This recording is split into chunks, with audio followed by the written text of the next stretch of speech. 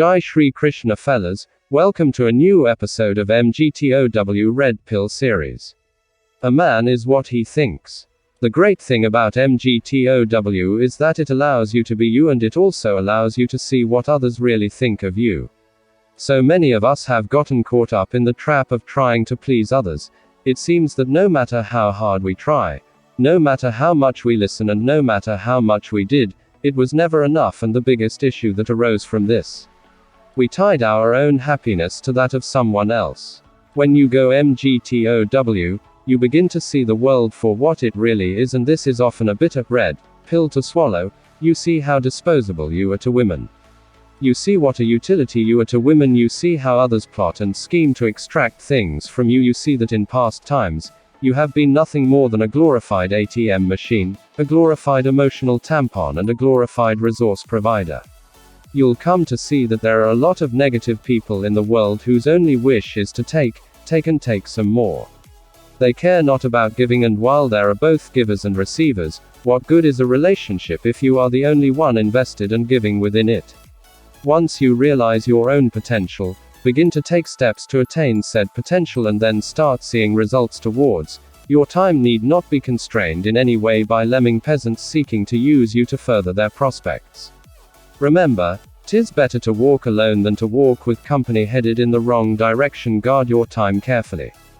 Guard your heart carefully. Guard your mind carefully. I think that MGTOW is going to touch on something deeper though. I think MGTOW is going to show the sort of bond that men can form with each other, one that actually is way more unconditional than any bond they could ever form with a woman, because as a man, the friendship is all that matters.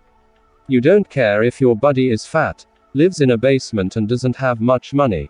The company is what is appreciated. Most men have more in common with each other than they ever could find in the female sex. Stupid people don't learn. Average people learn from their mistakes. Brilliant people learn from the mistakes of others. Men have the right to say as they please.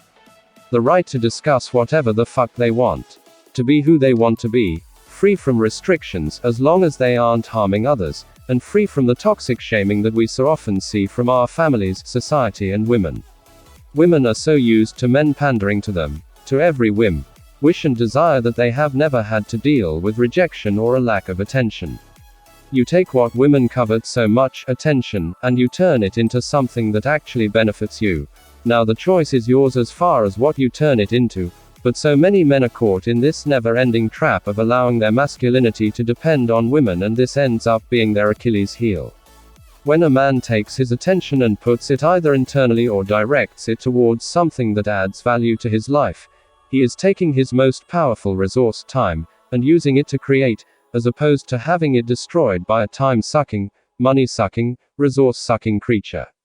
Men only fall in love when they think that's the best they can get, onitis, poverty mentality, and women fall in love with men who either crush their LMS and dominate, lead them. There is no religion, there is no community, and there are no more families holding back female hypergamy. It is widely known and encouraged with a "you go girl" attitude. The final constraint that kept people together is gone, shriveled away, dead. Instead of looking at individual behavior and condemning it, use it to your advantage, or if it cannot be used, avoid the situations where it arises. The problem with trying to directly engage and change the system is that one of few things happen. 1. You either waste your time entirely and affect little change, or 2. You become inexplicably tied to the system. You think you're free, but you cannot get away from it. You think you are altering it, but slowly it is altering you as you begin to define yourself not on your own terms and with your own ideas, but in response to it. There is a saying, yesterday I was clever so I tried changing the world. Today I am wise and I'm changing myself, thank you.